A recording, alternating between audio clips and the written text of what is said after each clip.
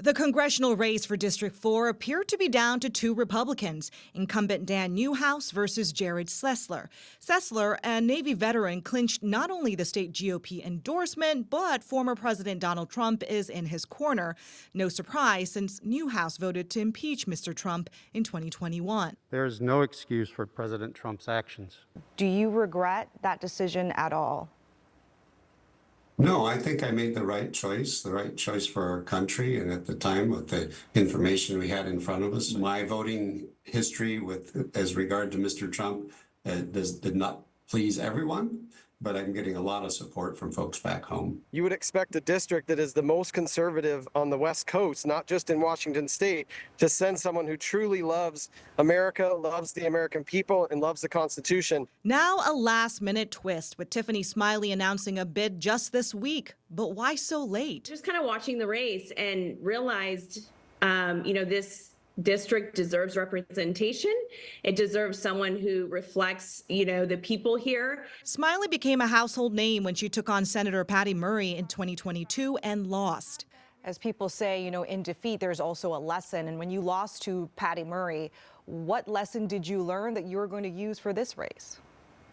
That there are just so many amazing, there's millions of amazing people across the state, and we are more alike than we are different. And in the 4th Congressional District, we did amazing here. Smiley entering the race, prompting different reactions from her opponents. It's offensive to every Republican in this state who's fought hard this last year to get me the endorsements and to make sure that they had somebody they could count on to send to Washington, D.C. And it's incredibly offensive to President Trump, who has thrown every ounce of his weight behind my candidacy. I welcome her in. I think that's great. That's the process.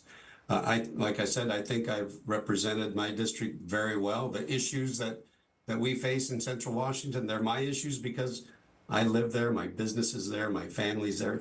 If re-elected, he would be the most senior Republican in their delegation. And with that, Newhouse says, comes influence and experience to get results. I sit on the Appropriations Committee, the most powerful committee in Congress.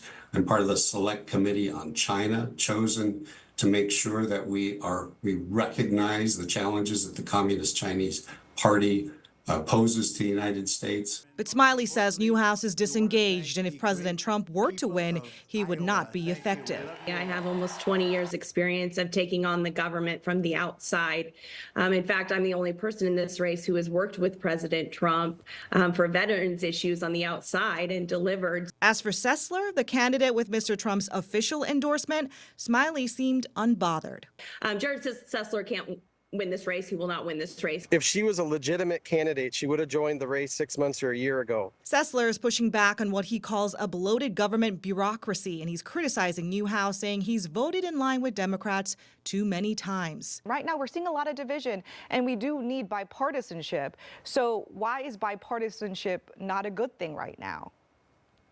Yeah, I have no interest in bipartisanship with people that hate America and hate traditional American values.